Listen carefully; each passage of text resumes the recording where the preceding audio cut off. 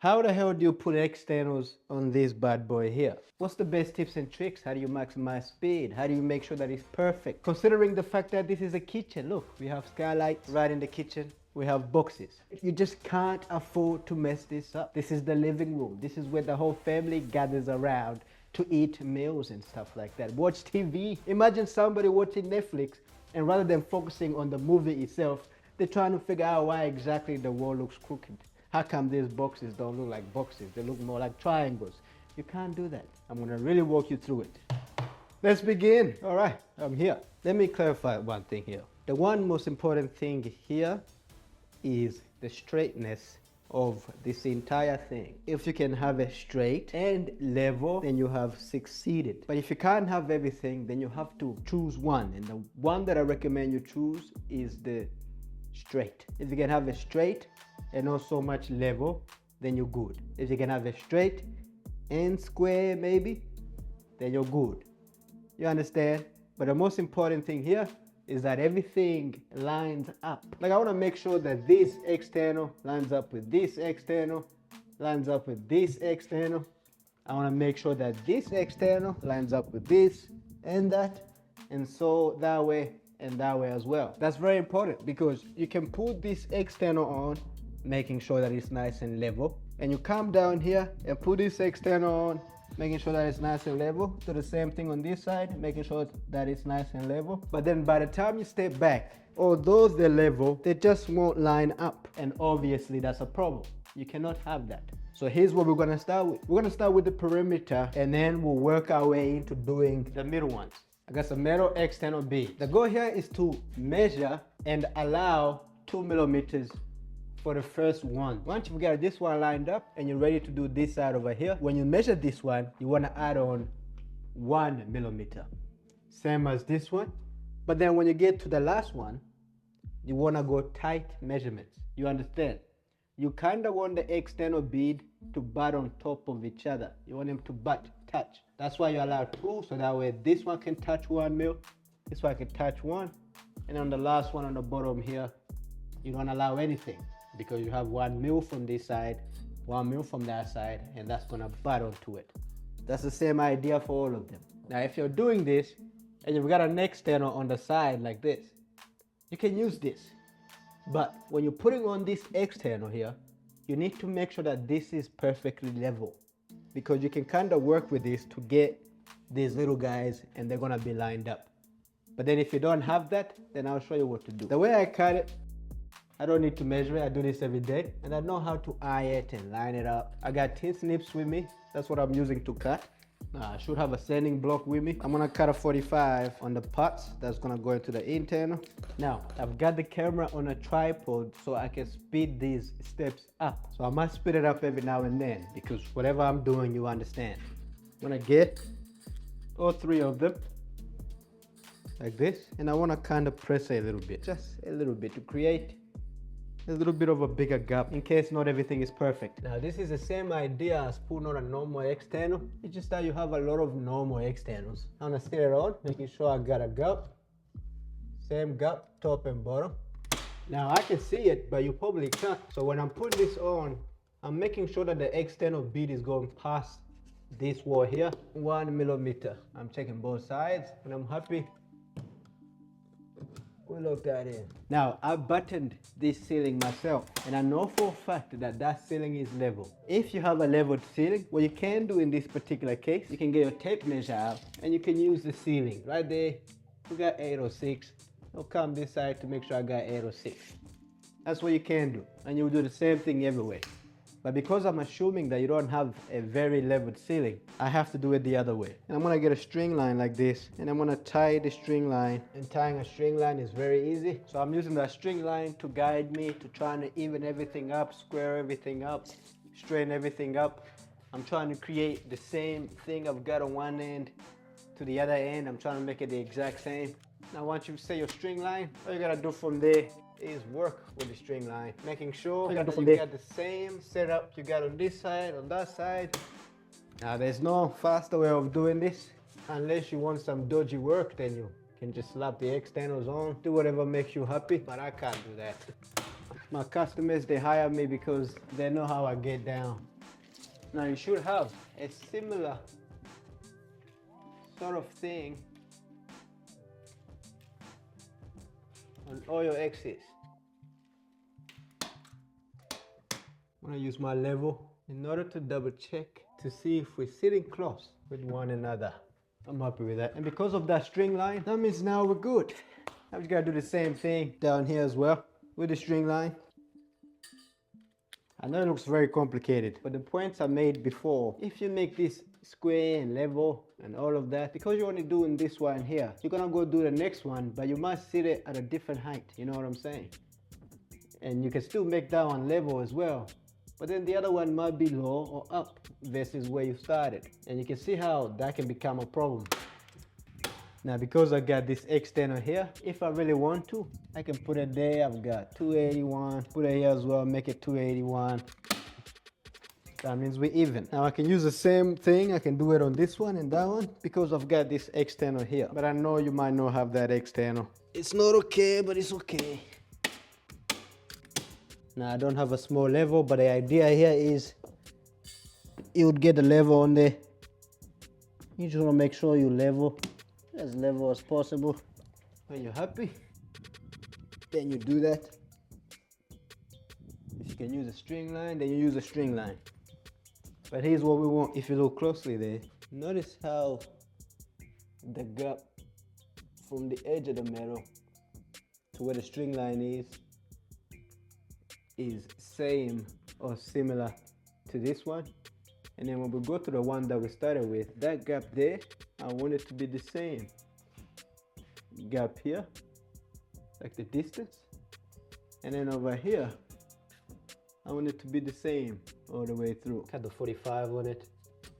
Sit it right where you need to sit it. I'm gonna use a small little piece to make sure that I'm touching when I'm happy. I'm gonna look at the gaps. I wanna make sure that I'm lined up with the other gaps. Lock that in. Right there looks good. That is pretty even. You can't see it, but we lined up here, lined up there, lined up on the bottom. And that's very good. Again, it looks very complicated, but it's really not complicated. As long as you understand the idea behind it, then you're good. I'm gonna repeat the same thing I did with the very top. I'm gonna do the same thing to the bottom and the other side, and I'll come back and I'll show you how we deal with the middle sections. And you're probably asking yourself, like, since you have a big fancy laser, and I do, I have a massive, fresh, new, fancy, multi-directional laser, best in the business. You're asking yourself, since you got a laser, why didn't you just use a laser to do the same thing you did with the string line? It's very easy. A laser is self-leveling. If I set up the laser on one point and I shoot it the other side, it's a leveled, a plumb, you know what I'm saying? Self-leveling. So the line from there to there is gonna give me a leveled line. In order for that to work, this would have to be level with this, and then this would have to be level with that. And that is highly unlikely because when the builder was building this, he obviously didn't think about what I've gotta go through with the drywalling. So a laser won't work. Similar to how a level won't work. That's it right there. So by using a string line, it's gonna give me a straight line, not necessarily a leveled line, if that makes sense. The hardest part is done, and now is the easiest part. And because we used the string line for this one and that one, that means I can use this to get this by making sure I got the same measurement from there to there. And then by the time I do this, I can then do this bottom here, making sure I got the same measurement from there to there, there to there. And the sides, I can use this one to make sure I got the same measurement from there to there, there to there. And I can grab this to get this one here. And I can use the same one from there to get this one here. And continue that. I can use what I've done with the perimeter to get the rest of it. Obviously, this is the hardest way to do this, but it is the most professional and the better finish, the better look. This is what's gonna make you stand out. If you just simply grab the externals and you're just working them on, you're giving yourself a lot of room for, I wanna say, bullshit.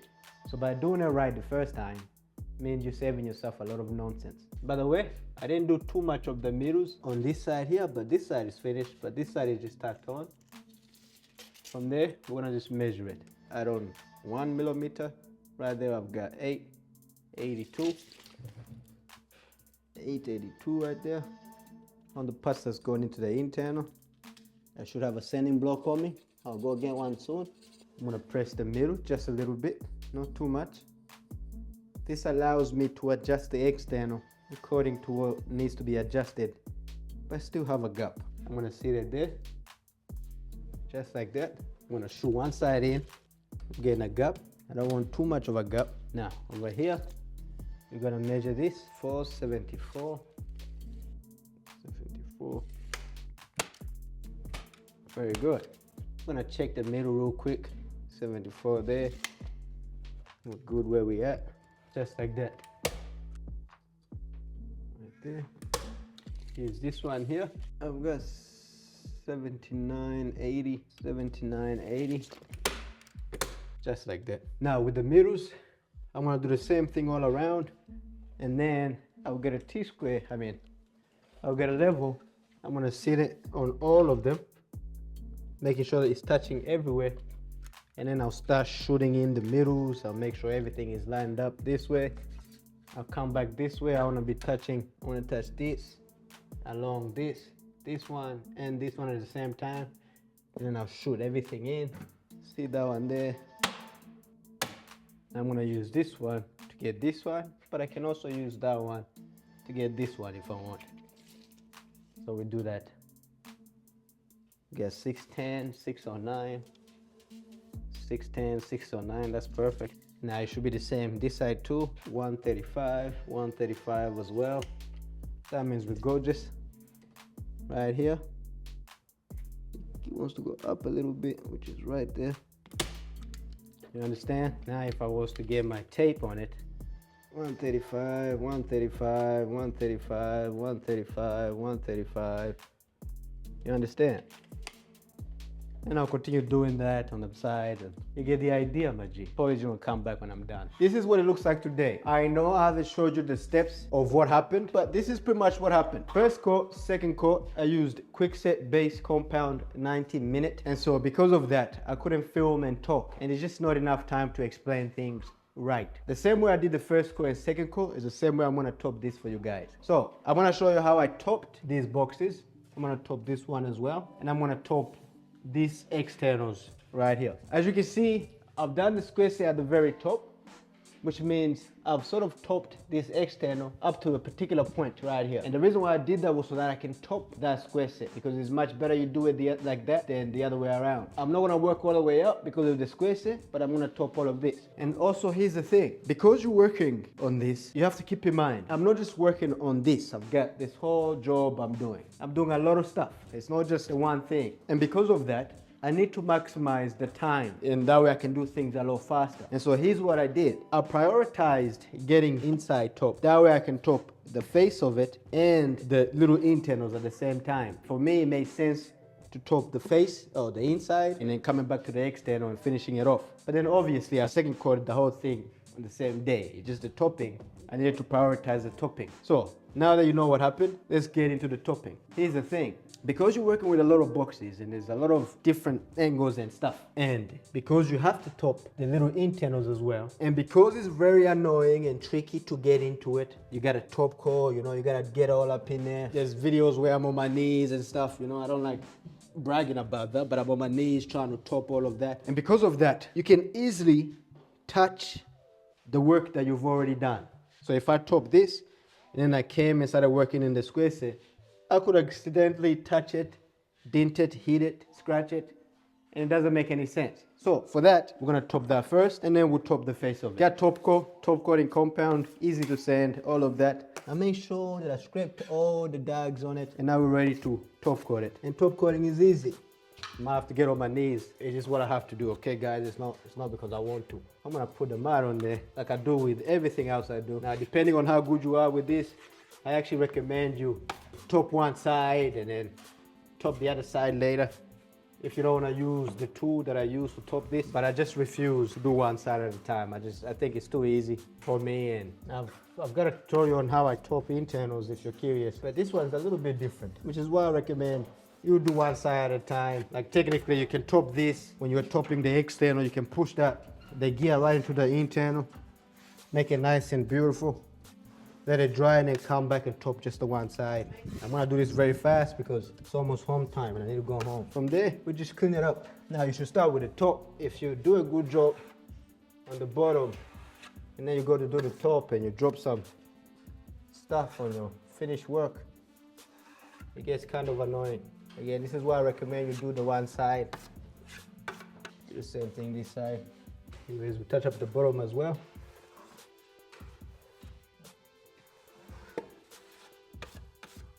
This is probably one of my worst books I've done. I don't know if it's because I'm talking or because I'm not listening to music, but I'm not doing a very good job. Not my best work, but I'll just sand it lightly when I come to sand this. Now that's done. Not my best work, but you get the idea. I want to quickly do the same thing I did here on that one as well. Top coat again, we're gonna put it on. It looks tricky because there's too many angles, but if you did a good job with your second coat and made sure all the metals were nice, they were filled where they were meeting, and when you were putting it on, they were lined up nicely, they were even, then this part is pretty easy. In the right world, in the normal world, I would top the face and then I'll do the inside after. But there's nothing normal about this, so I'm doing everything a little bit different. I'm gonna bulk it up with gear.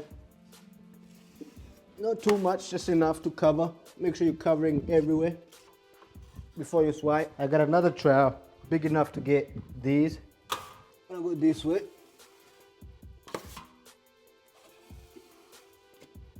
You gotta kind of work with this. You still need to be able to see the metal every swipe. Every time, every coat. Otherwise, you're a little bit overfilled. Right there, the bottom is good. Here, we'll get the size just to even it up a bit, minimize the gear. I just want to go with the external meat on this side here. Do the same thing with this little guy here. I'm going to do it quick. Come here, just right where the externals meet there like that. Here's what you do now. Every swipe, especially if it's hot. So I got all this stuff on my pants there. Gotta get rid of all the rocks on the trowel. And then we'll clean it up now. I'm gonna go down, you gotta work it. Here, I'm gonna leave that for now. Just focus on finishing this part here first. Same thing there. Remember, you want it to be filled and flat.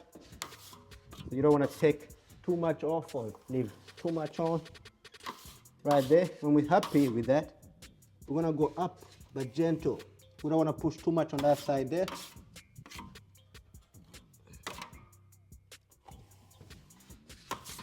Just like that, you need to be able to see the metal.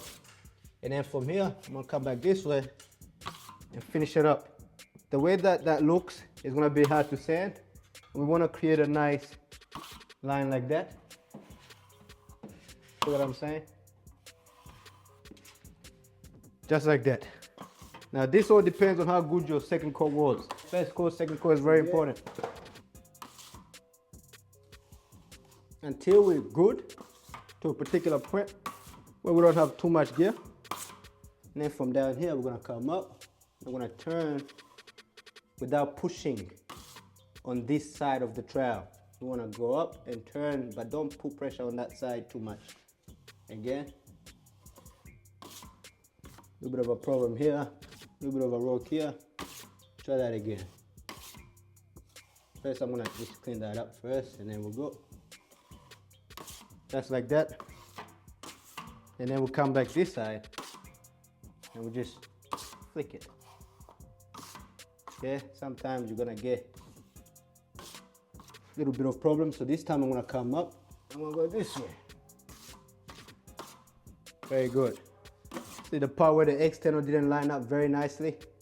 You can see I'm getting a little bit of a metal not lining up with the other one.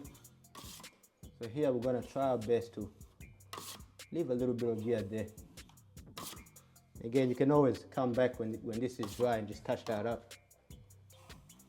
But I won't have time to come back. I'm sort of happy with that. Cool. And the bottom is very easy. Making sure we're good. Just like that here. Here we're gonna come up. Here we're gonna minimize the gear.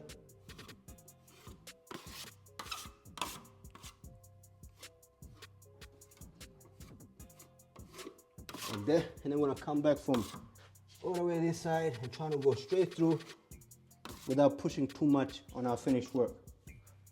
You understand? That's pretty much it. I'm gonna continue that all the way through to the other side, doing the same thing I was doing. And the goal is to do this. If you come close, we wanna minimize the randomness of our work, you know, from our swipes. So if I go up, I'm gonna dig this side up. If I go this way, I'm gonna dig this side up. So the way you work is you gotta watch the angle. You don't wanna keep digging stuff out because you need to feel that. So if you can have it where it looks something like this or similar, come closer, bro. Where I've got a nice crossover line here, a nice crossover line there. I can see the metal, it's nice and filled on both sides there. Same thing here. This is the part where I was turning, but it's not really much. Easy to sand, no big deal. If you come close here, I've got the metals, I can see the metal there, but then the crossover is minimal. There's no, I didn't dig anything out. Same as over here, same as down there. That's what you want. Make it easy to sand. But that all depends on how good you are with your first and second coat. If you don't do a good job then, it's gonna make it impossible to do that on the top coat. I'm gonna continue that all the way to the end and I'll probably see you on the day I sand. Come have a look. So, it's been 5 minutes. I've machined this, I've sanded this. And this is what it looks like now. Get right up in there if you can. I know it might get a bit dark, but what you need to have once you're done sanding is simple. Your corners need to look sexy, aligned, gorgeous, even, clean, sharp. All sides, top, bottom needs to look sexy, okay? All the lines, so I cleaned that up with my 4-inch, make sure that it was gorgeous, sharp, square, even, clean. Internals are nice sanded, bottom, same thing. You wanna have a beautiful finish and ready to paint. Gorgeous, clean. Now that's a combination of a couple of things. I've got blocks like this, angled blocks. That allows me to get right in the corner and clean it up. I have one that's very sharp, as if it was made in a factory today. And I picked it up. Maybe I made it myself in the factory. Sharp, gorgeous, internal, angled block like that. If you have a 4-inch, you want to clean that up and line it up, making sure that it's gorgeous and sexy. And then obviously you sand it. Use a light, put on an angle, and make sure that there's no funny business in that. The fact that we've lined this up very nicely and they're nice and even, it makes it easy for them to look flush, clean, seamless, connected. That's important. But because they were lined up perfectly, it means now you have a very smooth, flat middle. So if you put your palm on there and you do this, you shouldn't feel anything. Same as when you go this way. It should feel nice and flat and clean and smooth and beautiful. I also have a blower. What I did was I went through everything. I sanded it all, including the bottom. And then I came back with the blower and gave it a blow job. After I gave it a blow job, I went over it again and double checked. And believe it or not, I found 1 or 2 things that I wasn't happy with. So I touched it up, making sure that it's sexy, beautiful, gorgeous. All of those are important. I don't even want to say that the easiest part of this was putting on the beads itself. I'll say possibly the easiest part is to hang it. But everything from sanding to filling to putting on the externals, those are delicate. That's very serious work and it requires your full attention if you want it to look nice and beautiful and gorgeous and sexy. Now it doesn't look as clean, as beautiful, as gorgeous as it would once it's painted. But that, my friend, is my best work yet, believe it or not. I've done plenty of stuff. You know, if you watch this video right here, you can see that I just showed you how to do a bulkhead. So that's even fancier than this. That's pretty much it, man. I know that this is not my typical tutorial videos. Thank you for having me, my J. I appreciate you. Make sure you like this. This was a lot of effort because I had to do that as well as all of this other stuff. So if you like it, it makes me feel appreciated. Thanks for having me, my G. Adios and peace out. Check it out. Look. Sexy. Have a look. Get real close and personal. Make it look good.